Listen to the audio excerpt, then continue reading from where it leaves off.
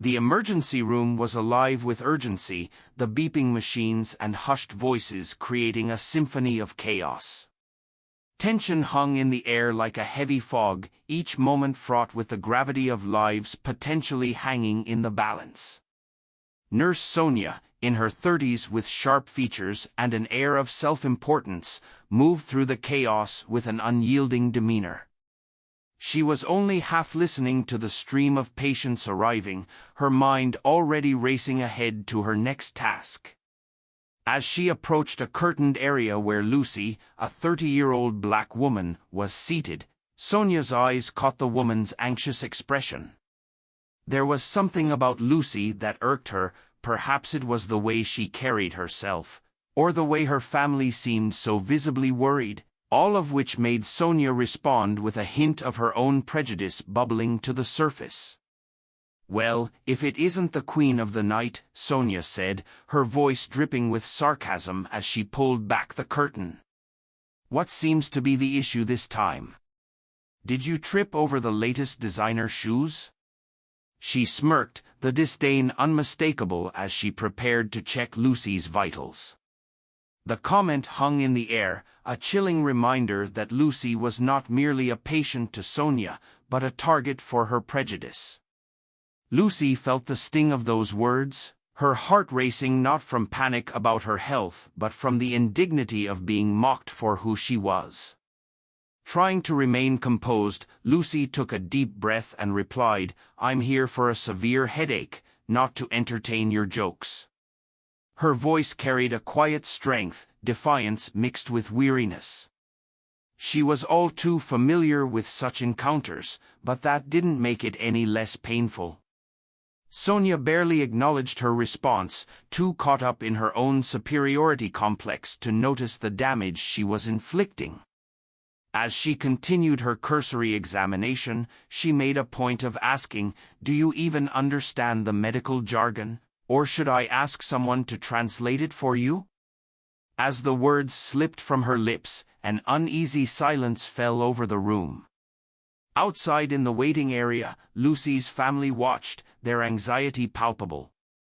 Her mother, an elderly woman with a fierceness in her gaze, fidgeted with her hands, struggling to contain her anger. She had raised Lucy to hold her head high, to embrace her identity without shame, but the way the nurse treated her daughter was an affront to everything they believed in.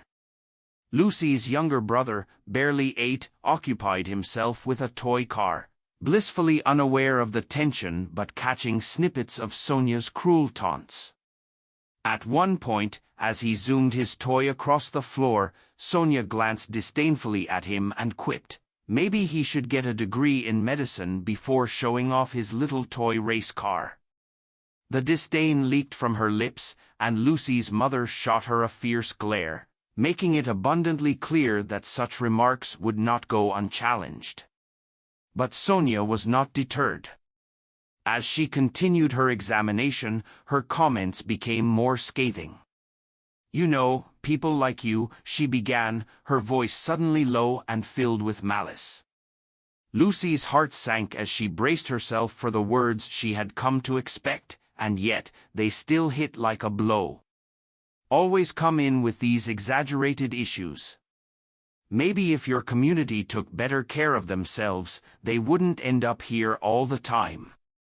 The callousness in Sonia's voice was apparent as she jabbed a thermometer into Lucy's mouth, her actions brusque and overly aggressive.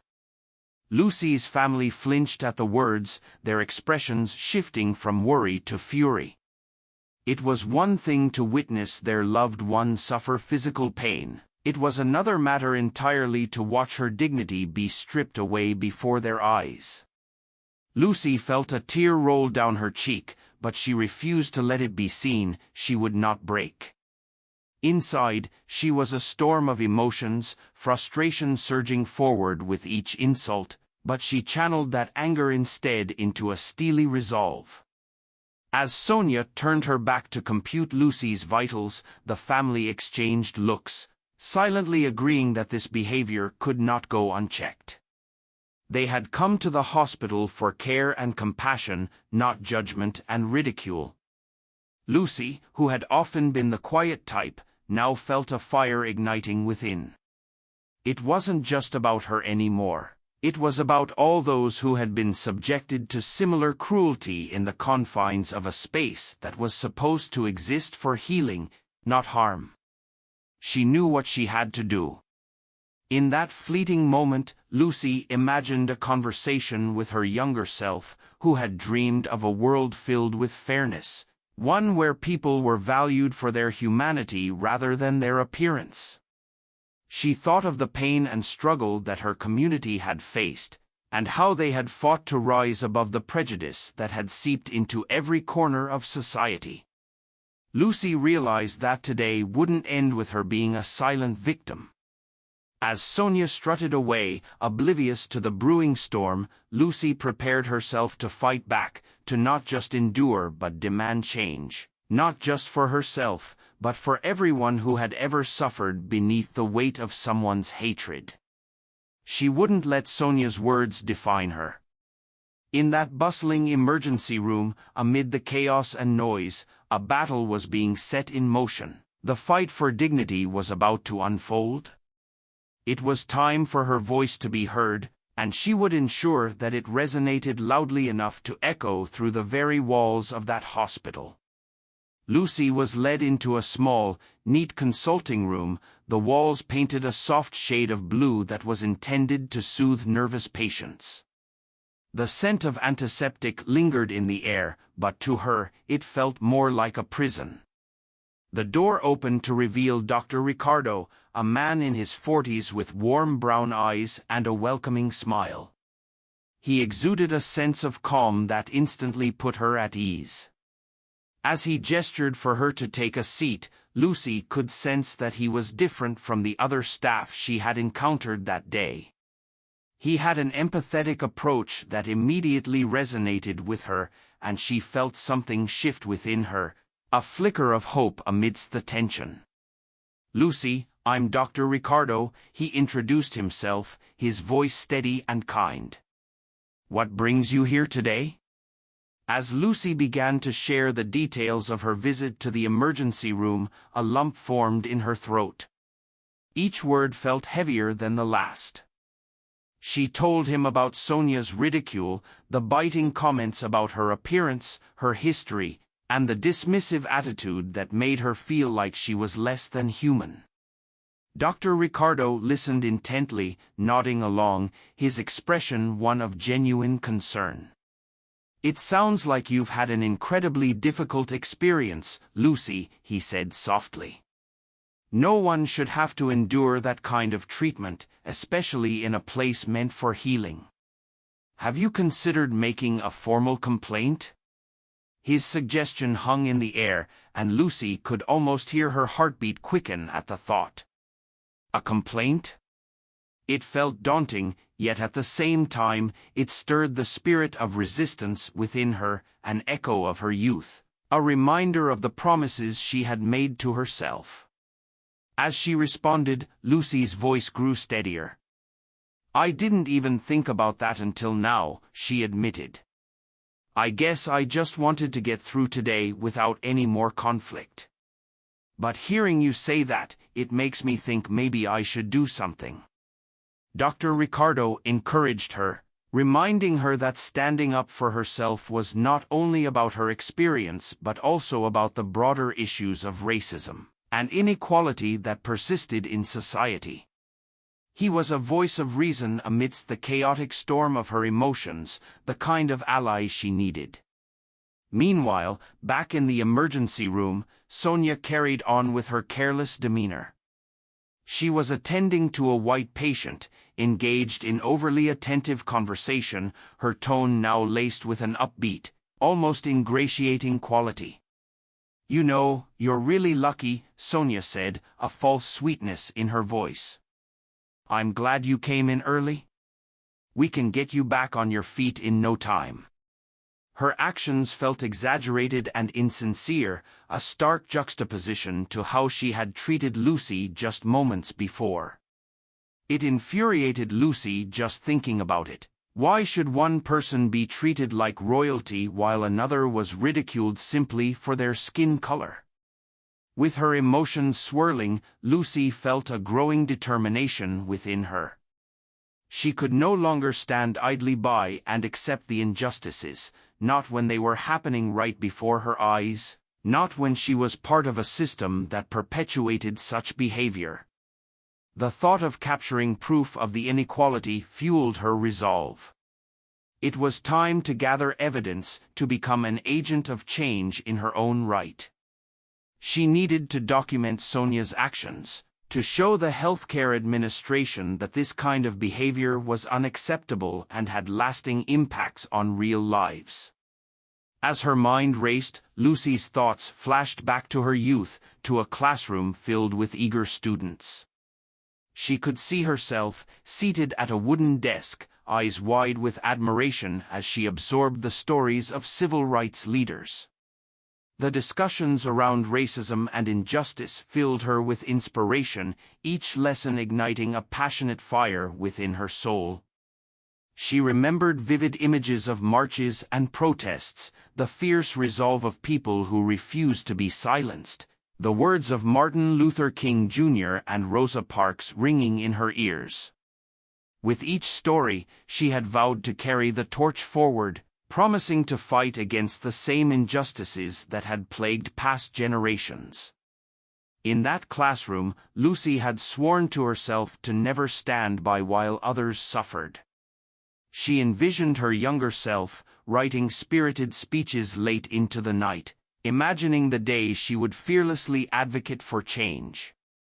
With these memories flooding back, the weight of her current struggle seemed lighter, infused with the energy of those who had fought before her. The fire stirred within her once more, illuminating the path ahead.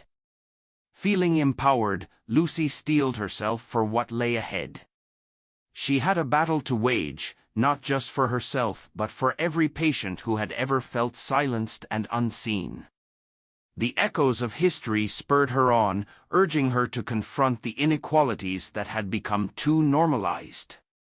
In Dr. Ricardo's consultation room, Lucy knew that she wasn't merely preparing to submit a complaint. She was preparing to reclaim her voice and stand against the tide of ignorance.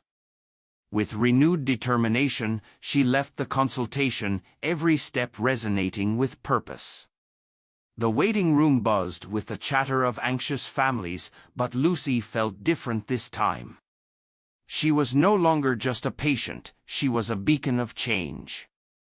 Unbeknownst to her, this moment would not only define her journey but also empower others in their quest for dignity and justice. The fight was just beginning, and Lucy was ready to rise. In the heart of the hospital, a large room buzzed with tension as Lucy gathered with other patients and their families, each of whom had experienced their share of discrimination within these sterile walls. The atmosphere was charged with a mix of anxiety and hope as they exchanged stories of their struggles, voices sometimes breaking but often gaining strength through shared experiences. Lucy felt an undeniable sense of solidarity in the room, the shared pain igniting a collective determination to seek justice. As the group huddled closer, Lucy stood at the forefront, her heart racing with purpose.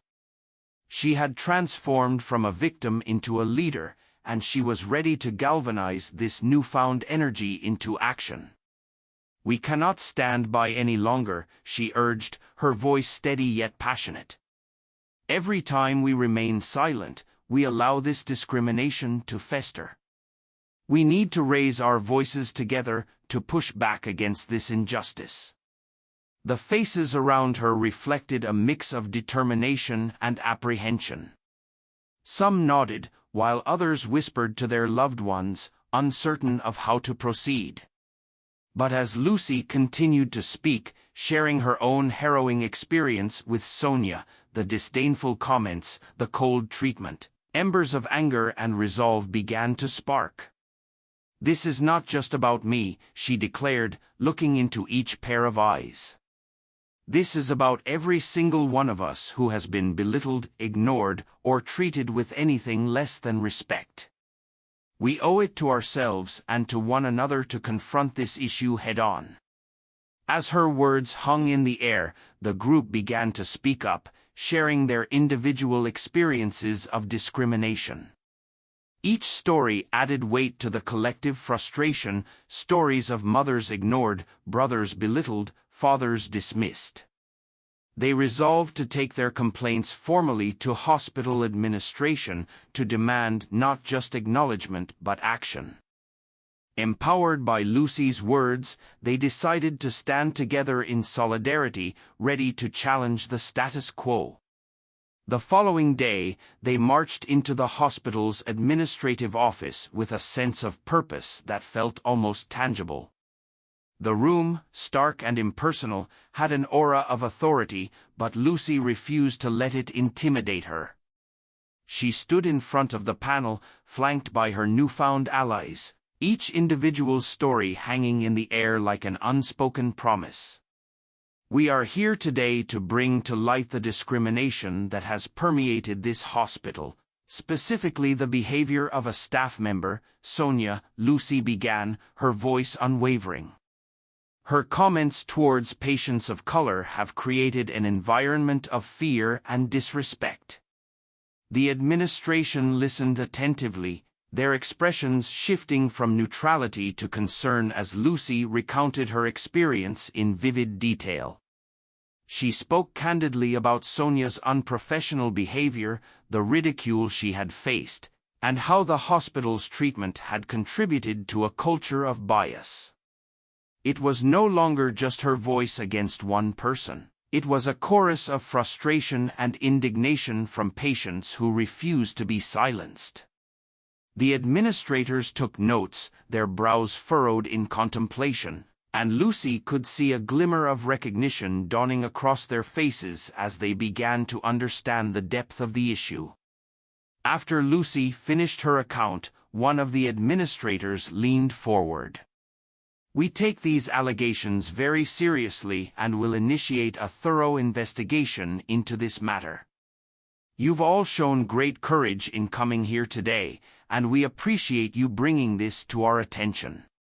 With that promise, they began discussing the next steps, a review of policies, the potential for bias training, and the necessity of creating a welcoming environment for all patients. For Lucy and the others, it felt as though the first cracks in a long-standing wall of silence were finally appearing, and they were part of the force breaking that wall down. Meanwhile, in a different part of the hospital, Sonia sat in her office, her mind racing as she faced the consequences of her actions. The once comforting space now felt confining. A flurry of news reports had erupted regarding the case, capturing public attention and scrutiny. She could see the headlines streaming past on her phone, words like discrimination and hospital bias jumping out at her. The weight of their meaning pressed down on her. It was a reckoning she had never anticipated. Overwhelmed by anxiety and self-doubt, Sonia stared at the window, watching the world outside blur past. The realization that her actions had triggered such significant repercussions filled her with dread. The thought of being subjected to an evaluation, of having her professional reputation scrutinized, sent her into a spiral of regret. The disdain she had shown Lucy now reflected back at her, and she recognized that she had crossed an unacceptable line. Later that day, Lucy returned to the hospital, a sense of relief washing over her as she passed through the familiar corridors. The administration had taken her claims seriously, change was on the horizon. As she walked through the waiting area, she felt lighter, buoyed by both the support of her group and the momentum of action they had begun to create. However, as she rounded a corner, she came face to face with Sonia, who looked visibly shaken. For a brief moment, the air thickened with tension, their eyes locked in an unspoken battle of wills. Lucy felt a surge of empowerment flood through her. She took a deep breath and stepped forward, a small but significant smile on her lips. "I'm a civil rights attorney now," she said, her voice firm yet calm. "And I plan to ensure that what happened here doesn't go unnoticed. We deserve better, and we will fight for it." Sonia's expression shifted from defiance to a dawning understanding. Lucy's defense of her rights was not just about a personal grievance but a broader fight against inequality. The meeting they had seemed to linger in the air between them, the echoes of Lucy's journey now part of a larger narrative. As Lucy walked past Sonia, she was acutely aware of the shift that had taken place. She was no longer just a patient whose dignity had been undermined, she had become a champion of change, a voice for the voiceless. The future now lay open before her, tinged with the promise of justice and advocacy, and she felt ready to embrace whatever came next. The day had arrived, and the atmosphere in the hospital's administration office was thick with tension. Sonia sat in the waiting area, glancing at the clock as moments stretched into what felt like hours. Each tick echoed in her mind, amplifying her anxiety. She had been summoned to discuss her behavior, a situation she never thought would unfold, especially in the backdrop of her tenure in the medical field. Her heart raced as she replayed the comments she had made to Lucy and the confrontation that had ensued. Despite the authority she wielded in her position, she found herself feeling vulnerable and exposed, grappling with the reality that her actions had consequences. Meanwhile, in the adjacent room, Lucy sat quietly, her presence a testament to the upcoming confrontation. She had come to offer support to her fellow patients and stand as a reminder that each voice mattered in this critical dialogue. The feeling of empowerment she had discovered through her journey illuminated her spirit, but the sight of Sonia's anxious demeanor also stirred a compassion within her. It signaled the complexity of healing, how it often required confronting not only the wounds of others but also the mistakes we make ourselves. After all, healing was not simply about restoring dignity to the victims but also about prompting reflection and growth in those who caused the harm. As the minutes dragged on, Sonia was finally called into the conference room, and Lucy caught a glimpse of her frazzled figure disappearing behind the heavy door. Every emotion swirled within Lucy, anticipation mixed with hope, steeped in a desire for accountability.